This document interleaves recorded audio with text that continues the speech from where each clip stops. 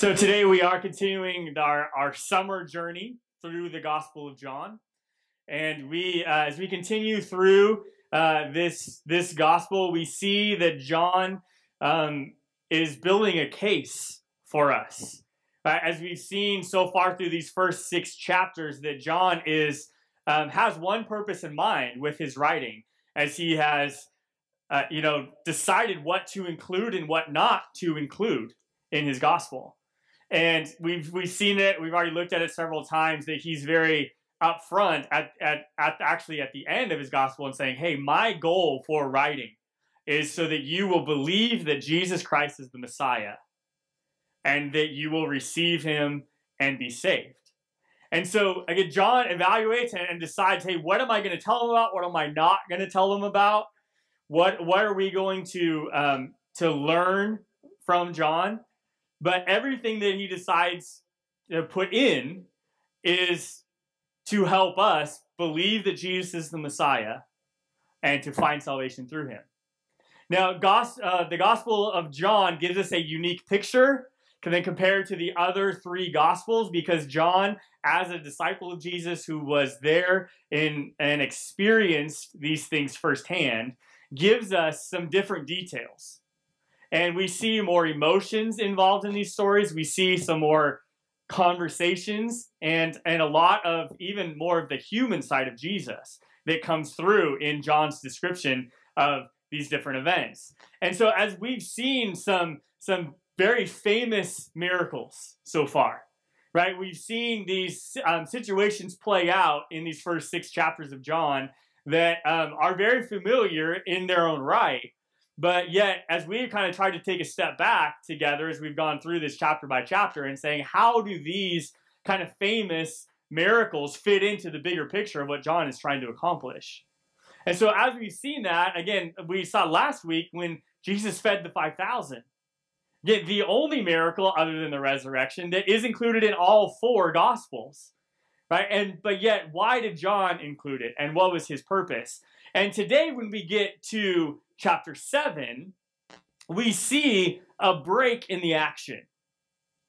Because actually, in chapter 7 and chapter 8, there are no miracles in either one of these next 2 chapters. Okay, what we see in these 2 chapters is a bunch of talking and a bunch of debating. And so we really do have a break in the action. We've seen, again, Jesus has done all of these huge miracles. We've seen his popularity go from nothing to literally attracting thousands. And then we saw last week at the end of chapter 6 that there were also thousands that abandoned him because his teaching was hard. And he was asking more of them than just free handouts. He was saying, hey, if you're going to take the good stuff, there's some things you got to understand and commit to as well. And like I said, a lot of them decided, you know what, it's not worth it.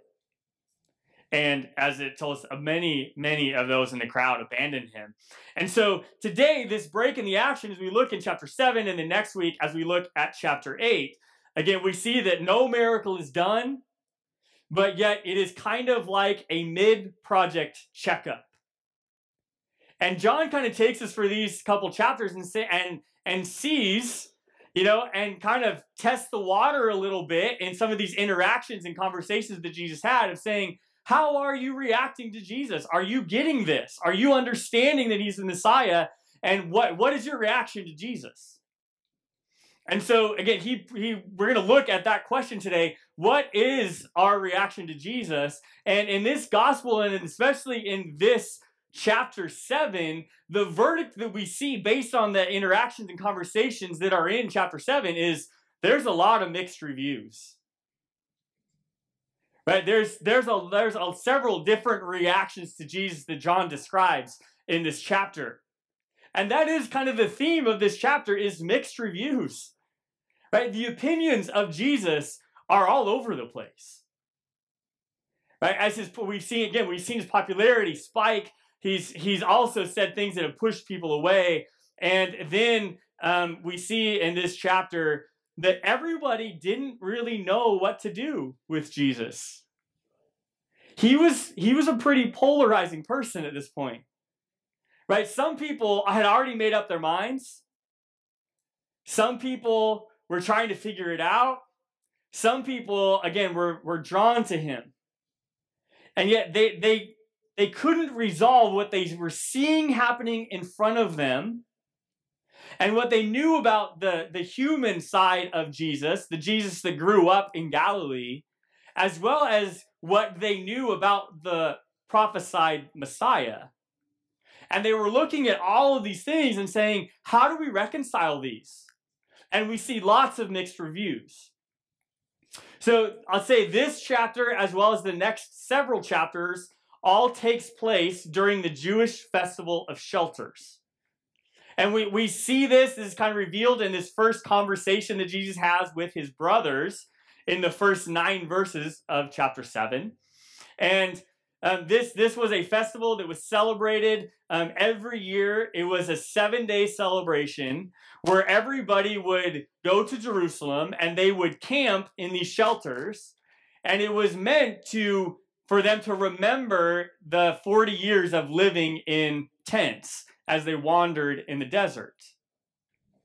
And we've already kind of seen in the teaching that John has given us, even last week, we've seen these references to Moses, right? And these references to manna, and to, especially last week when he talks about the bread of life, and this is debate around Moses. And then we find ourselves at this festival, this celebration that was meant to commemorate the time and leadership of Moses. But yet we again see these mixed reviews of Jesus. So I want to jump into this situation in chapter 7, starting with verse 1. And it says, then after this, Jesus traveled around Galilee, and he wanted to stay out of Judea where the Jewish leaders were plotting his death. Probably a good idea. But soon it was time for the Jewish festival of shelters, and Jesus' brothers said to him, leave here and go to Judea where your followers can see your miracles. You can't become famous if you hide like this. If you can do such wonderful things, then show yourself to the world. For even his brothers didn't believe in him. And Jesus replied, now is not the right time for me to go, but you can go anytime. The world can't hate you, but it does hate me because I accuse it of doing evil. So you go on, and I'm not going to this festival because my time has not yet come.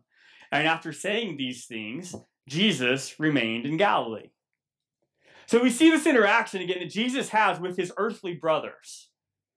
And we also, though, see their view of Jesus at this point. Because their view of Jesus is, hey, claim your fame. Right? Like you've done these miracles, you've attracted these crowds, so claim it. Take the fame. Right? And take advantage of it while you can. Right? Just saying, hey, here you are, you're doing these miracles, you're attracting all these people. So go to this festival, everybody's going to be gathering, and wow them. Right? Go, and you can see, again, their conversation just reiterates that his brothers were very undecided as to whether Jesus was really the Messiah. Right? They weren't sure what was going on. Right? Think about it from their perspective. Right? They're looking at him as the annoying brother who always did everything right. Right? And they're looking at him and saying, hey, sure, we've had to put up with you for our entire lives, but you're mom and dad's favorite. You never did anything wrong, right? Which made us look worse. Right? And now you start doing these miracles and you're attracting all these people. So take advantage of the fame, because you think about, for them, I'm sure from their perspective, it's like, hey, because if you become famous, then I become the brother of the famous guy. Right? So go ahead, just jump in, do it, and then at least it'll pay me back a little bit of having to put up with you as my brother. Right? And so they're telling him, like, hey, again, we see the attitude especially come out in verses 4 and 5. When they tell him, you can't become famous if you just hang out in our house. So go to Jerusalem, right? Be famous. Show them these wonderful things. Show yourself to the world. But then notice, though, that right after that, John says, for even his brothers didn't believe in him. Right? And so we see their attitude, we see their perspective of Jesus. Right? And again, they're trying to reconcile this growing up with Jesus to now this divine part of Jesus that they see happening in these miracles. And they're like, hey, you know what? We don't believe in you, but at least we could get something out of it. Right? So go, please, come with us to Jerusalem. Let's go. And notice Jesus says, no, you know what? It's not my time. I'm not going with you. Right? And now, as we see these different reactions to Jesus, we see these attitudes and these reactions come out in today's culture as much as we see in the time of Jesus. Right? So how do we see this attitude, this reaction to Jesus? How do we see it today? Well, we see it come out of people that want to use Jesus and the church to make themselves feel better. Right now, their belief in Jesus is shallow if they are even decided about Jesus. Again, we see his brothers are very undecided. Right? They see the miracles, they see kind of these things, but they're saying like, hey, if we're obviously a part of your life, right? We didn't choose this, so we might as well get something out of it. Right? As we see this play out in our life today, and thinking about again how we see people, treat Jesus this way. Right? As I was thinking about this concept, thinking that is, I don't know how many people have gone to like a conference or a trade show for work or for somewhere around. We go to the fairgrounds, right, or whatever it is. Right? When you're in those situations, right, there's all of these vendors, right, that are there to sell products, right? But one of the things that they do, right, is they also hand out a lot of free stuff. Right? And they do contests and drawings and like all these things. So if you've ever been involved in this, even if you just go to the home show as a homeowner, right? You go there, right? You will stand at this booth and hear this guy talk to you about a hot tub for 20 minutes that you are never going to buy. Right? But you want to put your name into the drawing for a free one. Right? So you're like, well, if I could get a free one, like, well, that would be great, right? So I'll invest the time, right, with this guy and to hear his pitch and interact just to get the free chance at the free hot tub. Right? Again, am I really ever going to be sold and buy? No, I'm not. Like, I don't want the retractable screen door, right? Like I'm really not interested, but I do want the free Frisbee. Right, so I'll invest my time, I'll go and show up, and I'll have this conversation just so I don't look like that guy, right, that is just there to get the freebie, right, and we play this game. Right, we want the free stuff, that we want the advantage for ourselves without investing in whatever it is that they're selling. And I think a lot of times we see in our culture, again, we want the upside of Jesus, right, we want the blessings, we want to be around giving, loving people, but I'm not sure that I want to invest fully into what Jesus is. Right? We see this interaction again. We see it in our culture. And then we see, as we continue on in this story, is in this next section in verses 10 through 36, Jesus then ends up going to the festival. Right, so he sends his brothers off. He's like, I'm not going to go with you guys because, you're just trying to ride my coattails, and I'm not going to have that. So you go ahead and go. They leave, and then Jesus goes up there by himself. And then we see, again, Jesus has these interactions with people at this festival for the next several verses. In fact, the rest of the chapter. Okay, in this section, verses 10 through 36, then we see that there are two very distinct groups that are described in these different interactions.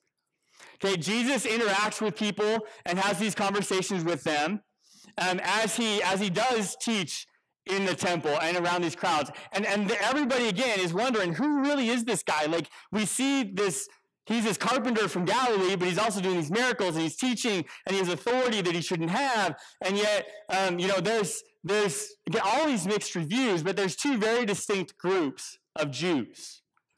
There's one group, which is just kind of the people and the crowd that are very undecided. And they're all kind of talking amongst themselves, trying to figure out, like, what do you think? I don't know, what do you think?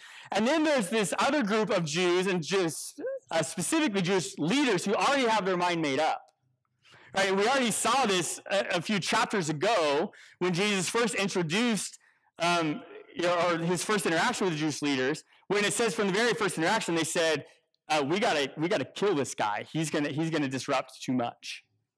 And so there's a group of Jews that are already decided, and then there's another group that are just trying to figure it out. And as we see this interaction going on between this first group of Jews, okay, which is the crowd, and they interact with Jesus, their view of Jesus, okay, is that he could be just a crazy man who's trying to deceive us all. Okay, we see them, kind of think of this, and they actually call him this right to his face. Right? They say, again, they're seeing this teaching, and then Jesus gives them in verse 16. I want to pick it up in verse 16. It says, then Jesus told them, my message is not my own. It comes from God who sent me. Anyone who wants to do the will of God will know whether my teaching is from God or is merely my own. Those who speak for themselves want glory only for themselves, but a person who seeks to honor the one who sent him speaks truth, not lies. Moses gave you the law, but none of you obeys it. In fact, you're trying to kill me. And then the crowd replied, you must be demon-possessed, because who is trying to kill you? Then Jesus replied to them, I did one miracle on the Sabbath, and you were amazed, but you work on the Sabbath too when you obey Moses' law of circumcision. See, actually, this tradition of circumcision began before the patriarchs, long before the law of Moses. For if the correct time to circumcise your son falls on the Sabbath, you go ahead and do it, so as to not break the law of Moses. So why should you be angry with me for healing a man on the Sabbath? Look beneath the surface so you can judge correctly. And so Jesus is interacting again with this crowd that I think had both parts in it, right? There were some Jews that already had their mind made up, and there were some who were trying to figure this out and saying, is Jesus just trying to deceive us? Or is he the real deal? And then Jesus gives them this advice, as we saw in verse 24, when he says, look beneath the surface and judge correctly. Okay, what he's telling them, he says, hey, on the surface, it does seem crazy and even potentially like, what do you want from me? Right? This new covenant might be too good to be true. Right? But he says, no, look beneath the surface, go deeper, because on the surface, it feels like deception. But the deeper you dig, the more it feels like love. Right? He's saying, dig deeper, go beneath the surface. Hey, they're kind of, again, evaluating this. He's challenging them to make the decision of who they're going to listen to. Who's going to be the authority in your life? Right? Because there's different options here. I understand that some people are leaving because they don't get this Messiah thing. Some people have already made up their mind, but he's advising this crowd who hasn't to say, hey, look below the surface. Dig a little deeper. Give me a chance. Okay, and again, how do we see it today? We see it today because hearing about salvation through grace and the teachings of Jesus seems strange and foreign to a lot of people in our world. Jesus might be real, but he also could just be another cultural myth. Maybe this whole Bible thing is just a myth. Maybe it's not true at all. Right? Because the covenant of grace, again, is foreign to the way that everything else in the world works. Right? Because grace means I get what I don't deserve. But yet if I don't show up for work or I don't do my job well, I don't get paid. And how do we reconcile those things? Right? And we always know that in our world, it's buyer beware. It's like, it's knowing that, hey, somebody's out there, if they're selling you a used car, it's probably because they don't want it and something's wrong with it. Right? They're trying to deceive me. And so, again, we're taught in our culture to be very weary of people deceiving us. And yet we hear these things about Jesus, and we hear the covenant of grace, right? And yet, to somebody who is outside of the Christian culture, it seems too good to be true.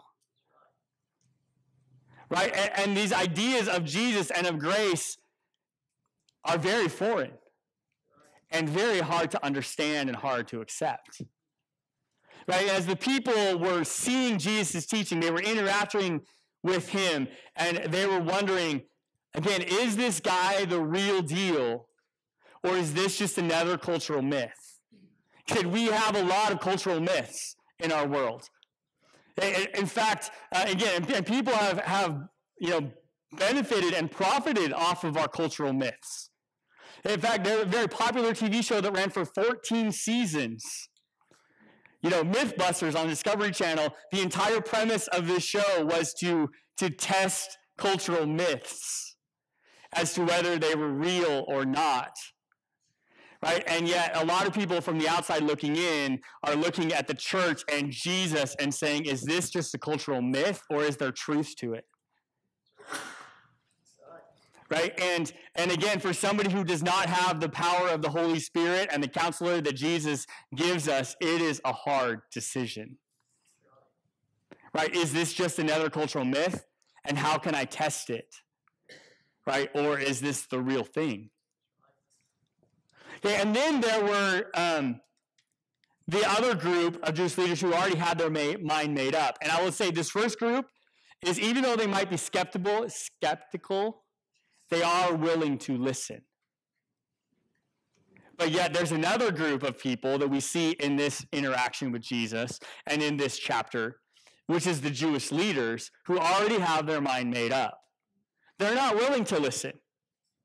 Okay, they say, no, it doesn't matter what this guy does. It doesn't matter what he teaches. It doesn't matter what miracles he does, because we already know that this Jesus guy is bad news. All that he's here to do is to disrupt our lives. And that's, again, the view of the Jewish leaders. He's a troublemaker. He just stirs up drama, and he disrupts our comfort because he challenges our authority. Okay, and in fact, we see that in that passage we just read, right? Jesus calls him out. Right? He says, hey, you're so mad at me about healing this guy on the Sabbath, and yet you do exactly the same thing on the Sabbath from times. And in fact, notice Jesus doesn't actually condemn the practice, does he? He doesn't say you shouldn't do that on the Sabbath. He doesn't do that to them. What does he condemn them for? He condemns them for a double standard. Okay, and he's looking at them and saying, hey, you already have your mind made up. And you think anything you do is fine and anything I do is automatically evil. Right? And you're not willing to listen.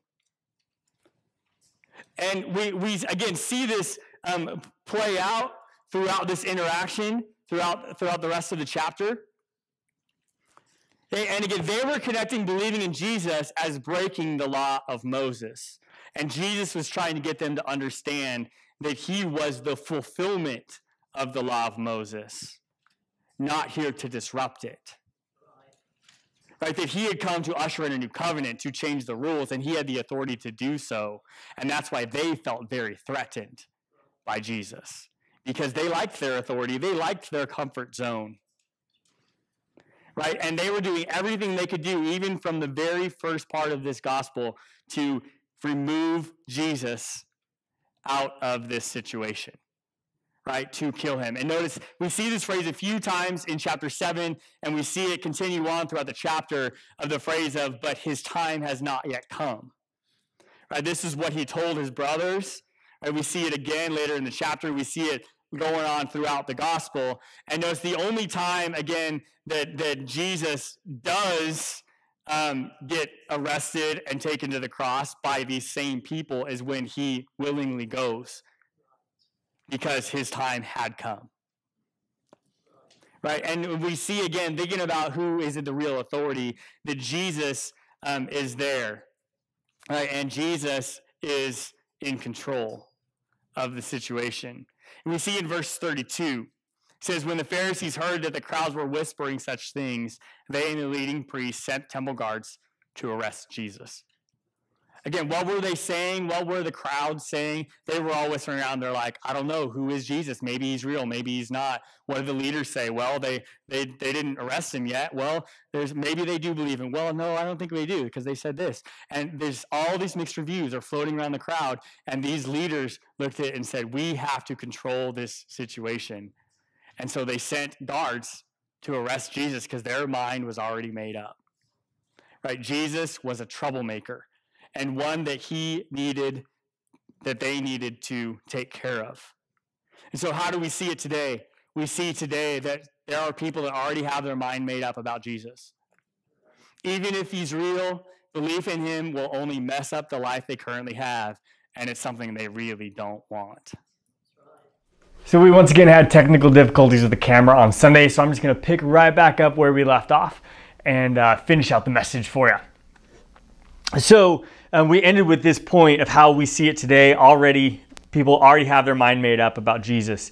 Even if he's real, belief in him will only mess up the life they currently have, something they really don't want. And now realizing this, though, is, again, what they really don't want isn't Jesus. It isn't, healthy growth. What they really don't want is unfamiliar lifestyle. Right? Something that is uncomfortable for them. This is a concept that we see very regularly in recovery type ministries and programs, is when you see people will grow, again, to get out of an addiction or out of an abusive situation or whatever it would be, and they start to experience health, love, and things oftentimes for the first time in their life, and then we see them kind of sabotage themselves, whether it's through relapse or getting into a whole nother relationship that isn't similar to the one that they just got out of, or whatever it would be. But we see people do that not because they don't want a healthy life, but because it's unfamiliar to live without that addiction or without that whatever that would be, because that is their normal. That's what they're used to, and so it's uncomfortable to not have it around. And I think that's, again, even if a life is miserable, we'll see people choose it and go back to it just because it's familiar. And I think, especially when you're praying for somebody or working through, or even in your own journey, realizing that sometimes can be the motivation. But yet, if you can get through over that kind of hump and not, realize that, man, this is something I want, I'm going to fight through it and keep going, then that can bring lasting change.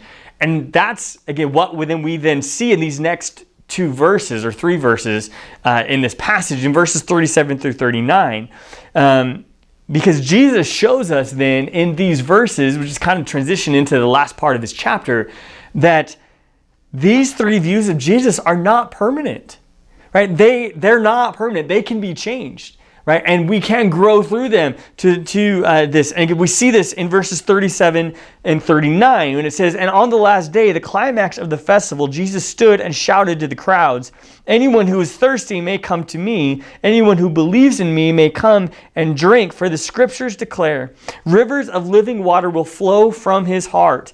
And when he said living water, he was speaking of the Spirit who would be given to everyone believing in him. But the Spirit had not yet been given because Jesus had not yet entered into his glory."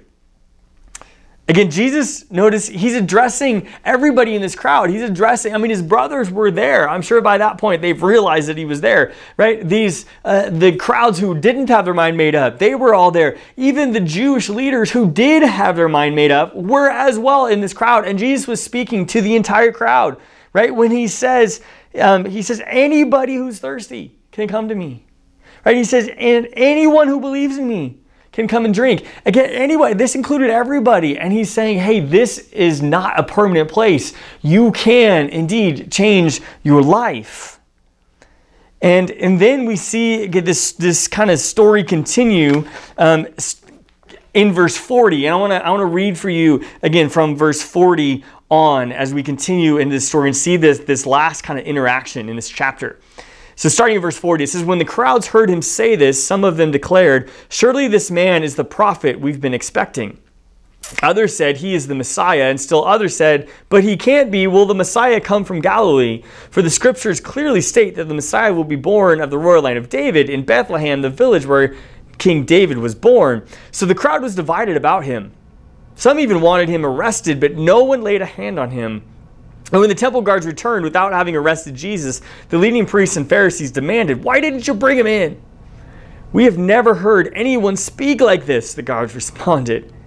"Have you been led astray too?" the Pharisees mocked. "Is there a single one of his rulers or Pharisees who believes in him? This foolish crowd follows him, but they are ignorant of the law. God's curse is on them." And then Nicodemus, the leader who had met with Jesus earlier, spoke up. Is it legal to convict a man before he's given a hearing?" And they replied, "Are you from Galilee too? Search the scriptures and see for yourself. No prophet ever comes from Galilee." Now, the thing that I want to point out in this is realizing that, again, we see these three views of Jesus out of this crowd, but we also see in this passage especially, as it kind of looks and summarizes kind of this whole interaction, is that many were drawn to Jesus by something that they couldn't explain. Many were drawn to Jesus by something that they could not explain. And even though we had, some had their minds made up, some didn't, saying that no matter where they were drawn to Jesus. And people were believing in him. Not everybody was pushing him away. When we think about this and think about this idea of being drawn to Jesus by something that we don't even know or understand, I kind of think about this picture. And I'll show you this picture again. This is a picture of a bug zapper, right? Why does it work? Well, it works because it attracts bugs. And even though they're being attracted to their eternal doom, which of course they don't know that, right? But they're being sucked in by something they don't understand or explain. They see the light and the light draws them in. And I think in that we see that happening in this passage, right? People are drawn to Jesus. They don't understand why or exactly what it is, but yet they want to be with him. They want to learn from him. They want to interact with Jesus. But yet with Jesus, unlike the bug zapper, is that it's not to their eternal doom, but yet to their eternal glory, right? Like, it's a good thing to be drawn to Jesus and to come in that. We see in verse 31 in this chapter that it tells us that many in the crowds did believe in him. We see, again, in verse 46, which we just read, that after being gone literally a few days, the guards didn't arrest him. Because there was something about Jesus that had drawn them in. There was something that they would not arrest him because of just the way he was, what he was teaching. That, again, they had been sent out in the middle of the festival. And now this says it's the end, which means that they'd been gone a couple days. They'd been sent out with a simple task, and yet they come back empty-handed. And these religious leaders and Pharisees get obviously upset. Right? Like, man, we just sent you out just to arrest this guy, get him, let's solve this problem, and yet you come back days later, drawn in, like sucked into his teachings. Like, what is going on? But then we see then in this interaction again in verse 50, we see our friend Nicodemus, who we first met in chapter 3. He speaks up. He's in this room, he's in this meeting, and he speaks up about and kind of defends Jesus. But he was drawn in by something, again, that he could not even fully explain. And so how do we see this today? We see that God pursues everyone with his love and draws us to him. Because that's what draws us in. The thing that we can't explain is God's love. And that comes through Jesus. And God is pursuing everyone. Just as he says in this passage, anyone can come to me. Right? And God is pursuing us. He wants to draw us to him. And that's my question to you today is, will you take the next step in your journey? As we look at this chapter, as we see these different people that are drawn to him, many of them took steps forward in their faith journey towards Jesus. And will you do the same today? Will you take that step, whatever that next step is in your journey? Maybe you've been walking with Christ for years, but maybe that next step is a deeper commitment to study or to spiritual disciplines or attending a class or small group at your church or whatever it might be. Right? What's that next step of your faith? Maybe it's being baptized. Maybe you've never been baptized. Right? Maybe that first step is joining the journey, receiving Christ as your Savior. If you're being drawn in, you are being pursued by Jesus' love, and will you respond to it? Will you take the next step in that? So I just want to end with that question that we started with. What is your reaction to Jesus? Because we've seen all these different reactions today. We've seen that people were drawn in. Many took a step forward in their faith towards Jesus. And what's going to be your reaction to Jesus today?